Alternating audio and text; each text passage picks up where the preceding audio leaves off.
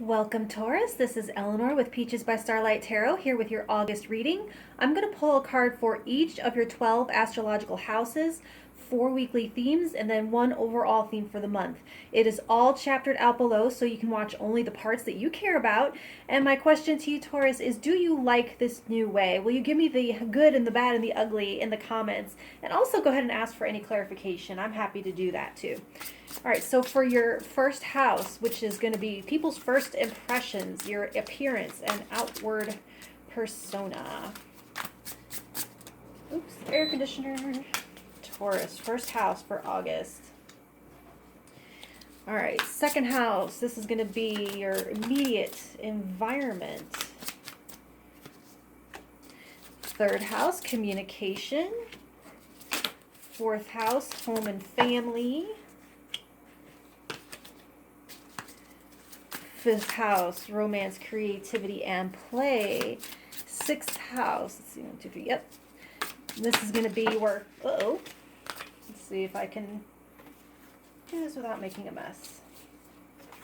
All right, sixth house, daily habits, health, and service. Seventh house, this is going to be relationships, like partnerships and contracts. Eighth house, intimacy, sex, shared assets. Ninth house, big picture beliefs and higher wisdom. 10th house, career and reputation. 11th house, place in the bigger picture. And then the 12th house, the subconscious or the unseen. All right, and for your week to week, first week,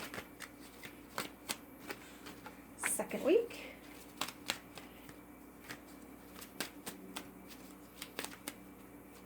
third week, fourth week, and overall for August. All right, let me sit with these and take some notes, and I'll be right back. All right, Taurus, let's start here in the middle with your overall theme for August, flavorful futures. This shows you having, over the course of the month, a very positive shift in perception or consciousness. You're improving your outlook on what's coming your way, and how much of that is because you're finding your power to make it so. You're looking ahead at what's coming in the fall like you would look forward to like a delicious smorgasbord that's being treated to you. I love this. All right, so for your first week, this is the last laugh, another future-oriented card. So once again, more future-facing. And Aries got a similar card right here, too. They have a big mouth. It was a different deck, and they have this big mouth in their first week. So a lot of communication flying around back and forth. It does show you having a lighter heart, and that's either because you are hacking your vibe using humor, or like, you know, exposing yourself to comedy to lighten yourself up. That really works, by the way. And or it could be as a result of like things actually looking up, and like from a more bigger picture vantage point, you can see the humor in more things. I can also see you at this time leaving a situation and being very glad about it. Feeling much lighter about it. Oh, this one I'm leaving down because I think it's got some bits in it that hopefully you can't see from here. Hopefully YouTube won't flag me. But the second week you have, it's called amusement. And so it's opening yourself up to receiving more pleasure. Sort of a continuation of this actually, where you're seeming more connected, more playful, and enjoying the ride. It's like you're recognizing patterns and cycles and realizing that good times are meant to be enjoyed, not spent. Dreading the natural ebbs and flows that will continue because life continues. So here in the third week, you have Phoenix. This is a beautiful rebirth happening. I'm not sure which aspect of your life. It's going to vary for all of you. But I'm seeing that here with the Page of Cups, the Ace of Swords, the Chariot, the Star. Definitely major rising from the ashes energy here. And this could look like relationships coming back together, or it could be just you coming back to life after a breakup, which I see as more likely, honestly, with all of this kind of excitement for the future. And it looks like anticipation of new delights and not falling back into something old, especially here with the Hermit in your partnership sector. And we'll get to that. And for your 4th week, you have castles in the clouds, more indication of positive motion and better quality of visualization. You're setting high standards, healthy intentions, and feeling more strongly about your ability to make them a reality. And this one, it really harmonizes with this flavorful futures energy. And there's just this beautiful, sweet anticipation of things to come. All right, I gotta adjust my chair. I'm sorry. Yeah, that's better. Get myself situated. All right, so for your first house of outward appearance, you have the 9 of Wands. So people are recognizing your achievements. They're indicating here, and they may see you as having been through something. And so when they see you being a little guarded, they know why and they understand. But overall, the impression is one of accomplishment and perseverance. They admire that you have like adapted and seem to be glowing up where others would have given in to negativity or self-pity. So very positive there. In your second house of, like, this is like your immediate surroundings, you have the 3 of Cups. And so this matches those first 2 weeks spot on. Your immediate environment is full of your friends, laughter, camaraderie, social support and care, play, frivolity. It's awesome. It's a unified environment for you. Cohesive, loving energy coming in from the people around you. It's sort of getting to the end of summer, so parties might be ramping up before back to school or back to reality or something like that. In your 3rd house of communication, you have the 7 of Cups. So I actually see you going over more conversations in your head than you may actually be having in person. Like planning out what you're going to say. Or do you ever have like those epic debates that you totally win and mic drop in your head, but are never quite that satisfying when they actually happen? I mean, I do. So you're showing up very popular here in the 2nd week. And so you might have to pick and choose who's going to get immediate responses and who's going to have to wait until you're feeling more revived here in the 3rd week. So in your 4th house of home, family, and self-care, you have the Page of Cups. This is so nice and fresh. This is it's warm and fuzzy energy. So like warm and fuzzy slippers, affection flowing freely in your household. Optimism, of course, with the 1st and 4th week. It's possible you may be experiencing the joys of pitter-patter of little feet. That would explain this laughter in the 1st week and then future hopes in that 4th week. Other than that, it's a great month to check in with yourself on your mental health and that of your family members. I see it as a great time to get a pet or actually learn tarot actually for your enlightenment. So your 5th house of romance, creativity, play, and art, you have the 8 of Hazards. This is the 8 of Pentacles. So address something that you've been doing repetitively.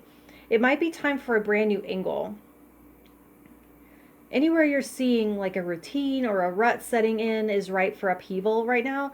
Like a sex schedule that's getting a little bit too predictable, or like the same meals over and over. Try some new recipes that you make up yourself.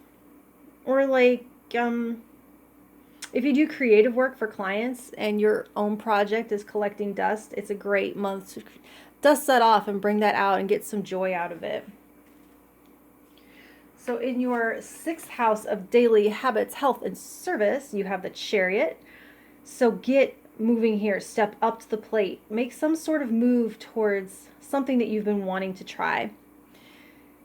I feel like you've been sitting at a red light and here's your green and they're saying punch it. Maybe it's time to actually make a doctor's appointment that you've been putting off, or calling that person that you've been meaning to. I see a need also for things like walking or running or swimming. It's something that propels you forward and gets that blood and that chi flowing. So in your 7th house of partnerships and contracts, you have the Hermit, which is weird to have in your house of partnerships. So there's a couple things. If this is about a marriage, this could like be referring to the pair as a whole, as a thing, needing some kind of retreat or getaway, just the two of you. Unit, that's the word I'm looking for, unit. Like a couple's retreat or something like that. Or it might be, conversely, more hermit-like. Time to get clear with yourself on what it is that you bring to the table, whether that's in business or romantic or otherwise. It's a conducive time for checking in with yourself on how you're feeling about the give and take right now, and redelineating like where you end and where the others begin. All right, in your 8th house of intimacy and merging, you have the 9 of Swords. This is the most challenging, I think, out of all of these. This is all like awesome, beautiful, badass, sweet. So it's a little bit of anxiety around this area. The 8th house, it covers that void from which everything emerges and then everything returns. So an energy of unknown, what is in between this life and the next, with so much positive outlook here in the middle, you may actually be harnessing worry and channeling it into proactive communication with that Chariot. And also here, I do pick up on a little bit of existential dread here in the 8th house, but it's not actually coming from anywhere. It's just, bubbling up. It's existential, but you're handling it so well. Exactly how we're guided to, actually, by enjoying the present, reveling in friends and loved ones, cherishing moments. Especially with Phoenix in this 3rd week, really cool for 8th house concepts of like dissolution and regeneration. The Phoenix with the 9 of Swords in the 8th house reminds me of the Death card. It's a little twinge of fear as you enter into that dark tunnel of change. But halfway through the month, you emerge on the other side totally renewed. And that's showing here with the Page of Cups energy. Where is it? Right there, the Page of Cups. It's like a squeaky new lease on life. Speaking of squeaky new leases on life, you have the Ace of Swords in your 9th house of big picture philosophy and learning. What an incredibly explosive and powerful place to have epiphany energy. This just feels like a laser piercing your entire worldview, like from gloom and doom to hope and gratitude. This is offering you a brand new beginning, and it's echoed here in that Page of Cups, the Phoenix, and here actually in the center. So it's like a very clear ringing truth that you cannot hear and continue your life in the same vein as before. It's one of those things that you can't unhear, you can't unknow it. It kicks your butt right out of this mini existential crisis and into alignment. Alignment there with the Chariot, aimed at a new goal. I can hear you saying, holy crap, what have I been doing? This changes now, this changes today. It's something very striking right there. All right, in your 10th house of reputation and legacy, wow, you have the Star. You are an inspiration to so many people right now. And Chariot also indicates an achievement. So something that you're achieving in that house, overcoming some kind of physical adversity, actually is giving others hope. And I can see them maybe jumping on some kind of bandwagon that you're on. And it's something that you've done for your health, or like a crisis managed or averted, or you're here, you're a hero to people. And really striking here in the 3rd week, a turnaround that's totally of your making. Could be something that happened at work maybe. This is one of those times where in the moment you're just doing what needed to be done, and you wake up the next day to find out you're a legend. I love that. That's so cool. All right, so in your 11th house of this is your relationship to the world, you have the Lovers. Very well placed and aligned. You may have really been questioning it here with that 9 of Swords and that Hermit energy together, but you're clicking into place really here in that 2nd week. I'm hearing with the Ace of Swords and Page of Cups, suddenly that you feel of this world. no longer an outsider or an other. It feels good to be a hero, doesn't it? There's like some sense that like everyone is messed up in some way and you're in good company with the rest of humanity in all of their beautiful and fragile humanness. Okay, and then finally, in your 12th house of the unseen behind the curtain, you have strength. All I can say is, well, duh, because look at these challenges that you're rising from, barriers that you're blasting through, and adversity that you're overcoming. And absolutely none of it is by force. But it's by like grace and fluidity. Driving all of this from behind the scenes is an absolute conviction not to give up or to give in. And look, it's on full display here with this Nine of Wands in your first house. It's not a suffering in silence month by a long shot. You're courageously sharing your struggle, which on one hand helps support you and contributes to the strength underpinning, but it also helps allow people to see your success as success. Like, okay, someone could go through and win some epic personal battle, and people don't acknowledge it as special because they have no idea what they went through to have that victory, right? But you're allowing others to celebrate you here with this Three of Cups, getting a second wind here with the Page of Cups and the Chariot, staying in touch with the whole point here in these first 2 weeks, and allowing the transformation in the second two. So that is beautiful and awesome, Taurus. That's what I have for you for August. And if it helped in any way, let me know by hitting that like button, and I'll talk to you in September. Thank you.